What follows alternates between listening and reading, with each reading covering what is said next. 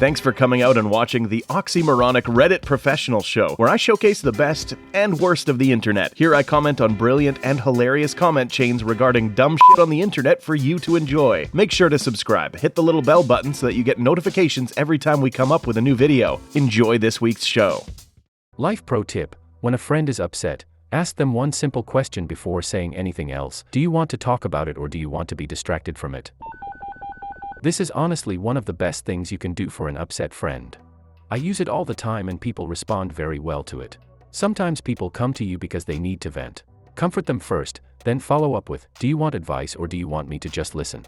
But other times, they just need to let someone outside of the conflict know what happened, and then they want to talk about something else. Talk about your own day, show them the latest funny thing you saw, go do something fun together. This question sets boundaries and builds trust.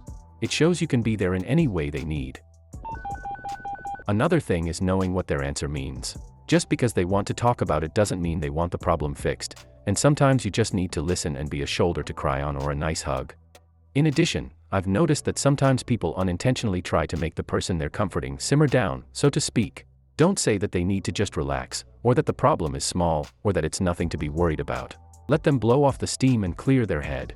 My go-to is, are we fixing or distracting? I word it differently depending on the friend. Some don't like the thought that they're bitching about something, so I'll say, talking it through, detailing, or venting. Wait, the first line is such a great way to approach it and in a lighthearted manner. I'm stealing this as well and I'm saying, are we fixin', bitchin', or ditchin'? Fixin', problem solving. Ditchin', just want to complain about it. Ditchin', distract me from this for a while. Awesome. That phrasing is very helpful in many situations, but has a place to be toned down. My more hypermasculine friends would clam up if they thought they were being called bitchy, but others are more secure in that. And, obviously, with more serious situations. If you aren't sure, it's always best to just default to listening if you can. People will usually prompt you with something like, so, what do you think I should do? If they are looking for fixing talk. Lots of times, people just want to get their trouble off their chests. Do you want me to help solve the problem? If not, I can totally just listen. Yes, poking and prodding at an issue they want to fix themselves, or maybe don't want to fix at all, is so aggravating. Sometimes I just want to rant and rave, and at the end, quietly add, what do you think I should do? It's my personal opinion you shouldn't start trying to help fix things unless you've been given consent to do so. Awesome. How's my boy Molters?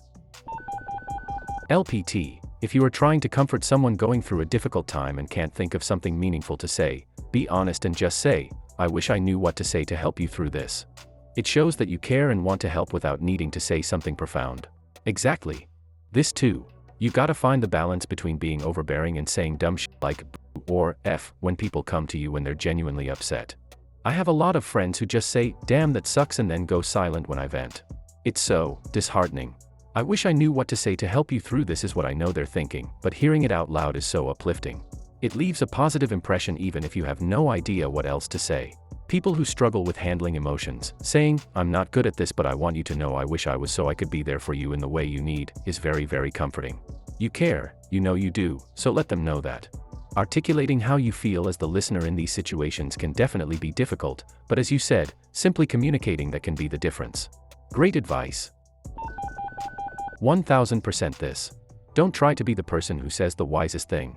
As someone who's been through grief a few times, I can tell you I much more appreciate someone who is just honestly supportive, not whoever parrots a Hallmark card.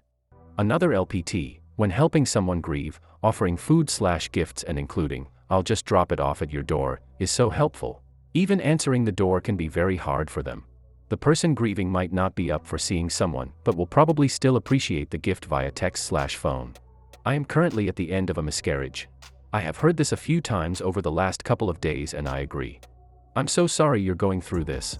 My wife and I also experienced one a while back and was surprised to find out just how common they are. I hope you're doing all right. I am so very sorry. I'll keep you and your baby in my thoughts. In addition, you should never say, let me know if you need anything, or what can I do? Someone who's feeling down likely doesn't want to drag anyone down or inconvenience them, especially if it's depression related. Instead, offering a concrete piece of assistance is better. Hey, let me clean those dishes for you. How about I order a pizza and put on a funny show? I'll fold this laundry, it's no problem. Even little things like these can have large impacts. In every depressive episode in my life, It's been because I let so many things accumulate and I get overwhelmed and think I'm a failure. People offering to help with little things is never a bad option. That being said, everyone needs something different when they're down. That sounds rude.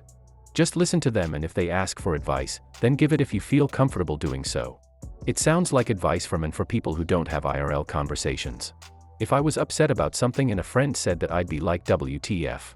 Most of the times when someone is venting and they get mad at the person they're venting to for trying to help, it's just them being an asshole. I wouldn't agree with that. I'm a hairdresser and people tend to voice a lot of their problems to me, and I use this all the time. I feel like it gives them the control of the conversation since they're the one bringing the issue up. I also learned this from my wife and it's been really beneficial to our marriage. And obviously I really only use this when it's not abundantly clear what they want. Maybe I just never vent my problems to people. I also have a ton of oversharers in my chair too, so throw that into consideration. I had a lady tell me she was having an affair. I was the only one that knew, and I cut her husband's hair. I'm usually pretty good about knowing what to say, but I was speechless. Holy shit, LOL, I bet she misses being in high school. Had a friend who would rant to me about her BF every day. It was taking a huge toll on me because it was the same shit, different day sort of thing. Once I pretty much just asked her that question and she stopped talking to me. Now after a few months she's crawling back into my DMs. She isn't talking about her BF, but I'm legitimately scared to open and read her messages, LOL. My wife has a friend who was venting about his husband on the daily. He hyperbolizes his problems. We know them both and have had experience with abuse and watch for warning signs. This isn't that, and makes hollow threats of doing something dramatic like moving back home or to Paris. When she engages with it, it drains her to the point of death, but she's taken a stance of letting him complain, waiting until he's done and moving on. It seems to help. The combo of being his best friend and not feeding the drama makes him take a more steady approach to dealing with their relationship, it seems. They still talk about problems and ways to deal. But the moment the grandiose threats come out, she shuts the door on being emotionally engaged with the problem and moves on. Not saying this is the best way to deal with it, but our own way to cope with a specific problem we've run into. It can be embarrassing when you get called out for doing something like that. So it doesn't surprise me that she cannonballed, like the dive into a pool kind. I typed that and only then realized it's a turn of phrase others probably don't use, her way out of it. If it was toxic, by all means stay the fuck away. But they might be trying to mend a fence they feel like they broke. Don't open it if you feel like you'd get sucked into some other drama that would pull you down. I'm just getting a vibe that you've got maybe a morbid, sense of curiosity about it. I find it really hard not to give in to those impulses. Oh yes, our friendship was toxic as well, and I only realized how bad it was after she stopped talking to me. You know, it's particularly bad if you feel a huge burden lifted off you and like you can breathe again when someone stops messaging you. I really just pitied her, mostly because she said I'm her only friend and the longest friend she had, so it makes me feel guilty if I ever tried keeping away from her. It's one of the reasons why I brushed off her toxicity for so long. In the end, she was the one who dropped me like nothing, and I'll admit even that hurt, like I thought we were more than that, LOL. You're right about me being morbidly curious about it, haha. I've been opening her messages, but it just takes me a few days to mentally prepare myself for it. But so far, the messages are normal for once. Okay, and what do you do if they just reply with "ick"? I've historically not been a good communicator. I'm a fixer. In this case, I'd let them vent, and if it seems like something I can provide advice on, I'll play it by ear. Regardless, advice is accepted much better while they aren't emotional. Be more subtle from the start. Point blank asking them if they want help or to vent is something I'd expect Mark Zuckerberg to do. First and foremost, your friends just want you to take their side against their problem. My boss is a dick. What is your boss doing now? Behaviors. Ah, damn, that sucks. Your boss is a dick. Just let them lay out their grievances and vent.